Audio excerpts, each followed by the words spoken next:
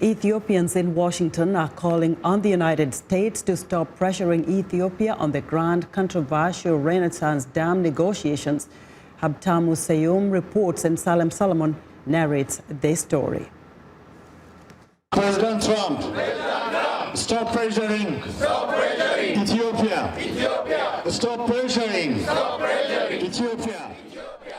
Ethiopians in Washington, D.C. gathered to support the country's Nile Dam project and voiced displeasure over the U.S. role in the negotiations. Dozens of demonstrators rallied in front of the U.S. State Department on Thursday, carrying Ethiopian-American flags and signs with slogans including "America should mediate and not coerce." Many protesters expressed anger at the perceived favoritism of U.S. mediators toward Egypt in a dispute over water usage from the Nile. The U.S. Department of Treasury is playing a lead role in mediating technical discussions between Ethiopia, Egypt, and Sudan over the construction of the Grand Ethiopian Renaissance Dam, one of the largest infrastructural projects in African history. Protesters believe the Department of Treasury, along with mediators from the World Bank, are biased toward Egypt. This week, Ethiopian negotiators temporarily walked away from discussions, according to state-owned media. This dam is being built with the Ethiopian people's expense, and America is siding with Egypt. We don't think this is right. Ethiopia should have the right to use its own water, and that is its international right.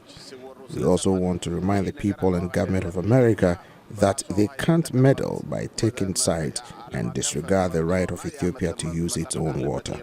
Egypt, which relies on the Nile for 90% of its fresh water, has asked for safeguards to slow the filling of the dam and avoid affecting the Nile water level. Ethiopia has said it plans to begin filling the 145-meter-tall dam later this year. Planners say it will take 4 to 7 years to fill. Once complete, the dam is expected to be the largest hydropower project on the continent, producing 6,000 megawatts of electricity and exporting power in neighboring countries. It is a source of pride to many Ethiopians who do not want the country to make concessions. Ethiopia is the uncontested owner of the Nile. Our water is ours. We have every right to do whatever we want. There is some pressure at the moment, and there are some activities preventing work. And we are here to let those who are part of that realize and stress that this is our right. Some say Ethiopia temporarily walking away from negotiations is a major blow to the process. Negotiators had hoped to have a technical agreement between the three countries by the end of this month, a deadline that now appears unattainable. Now we have to wait and see what the next schedule is. I think the Ethiopian government spokesmen have termed this as a postponement, so not suggesting that the meeting has been cancelled forever, but only that they need more time to prepare for it. Davison said Ethiopians feel that the World Bank rules give downstream countries too much power to veto upstream projects. The country also worries that the U.S. military ties with Egypt make it favorably disposed to Egyptian arguments in the dispute.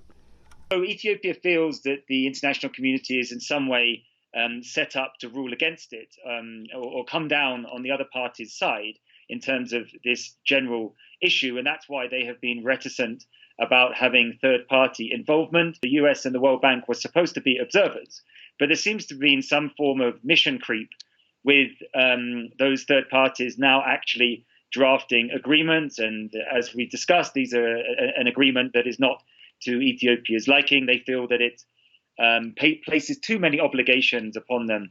With Habtamu Seyoum, Salem Solomon, VOA News, Washington.